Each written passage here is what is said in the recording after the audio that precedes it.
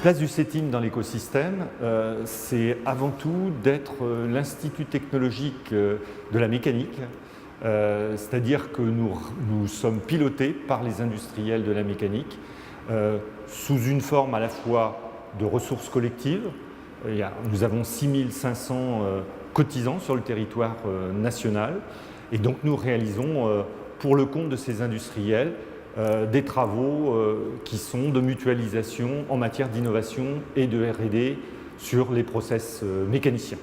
Je dirais que le CETIM est une entité nationale qui est présente et très intégrée dans les régions. Donc ici sur Nantes, on représente des domaines d'excellence spécifiques pour l'entité CETIM dans son ensemble.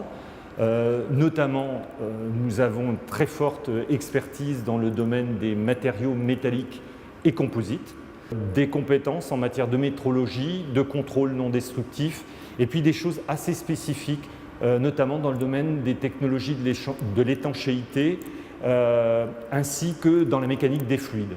Proxinov est au carrefour entre l'offre et la demande en matière de robotique, et nous qui sommes dans la robotique appliquée aux procédés industriels de la mécanique, on ne peut qu'être dans cette synergie-là. Quand on parle de procédés, en mécanique, on a aussi bien des procédés sur les matériaux métalliques que sur des matériaux composites. Ici, on a la transformation de composites thermoplastiques avec un robot de placement automatique de fibres. Donc, dans ce contexte-là, ce qui nous mobilise ensemble avec Proxinov, c'est l'approche globale qu'on peut avoir des projets de robotisation. Parce qu'on le sait très bien, la robotisation ne réussit que si les conditions d'intégration sont au rendez-vous. Et ça, c'est des choses qu'on peut combiner entre les expertises de Proxinov et celles du CETIM. Mais on peut aller plus loin. Et dans le cadre du Technocampus robotique, on peut élargir le partage, je dirais, à l'ensemble de la chaîne de valeur robotique, entre l'amont et l'aval. On sait qu'il y a les fournisseurs, les intégrateurs, les utilisateurs, et nous qui sommes au milieu.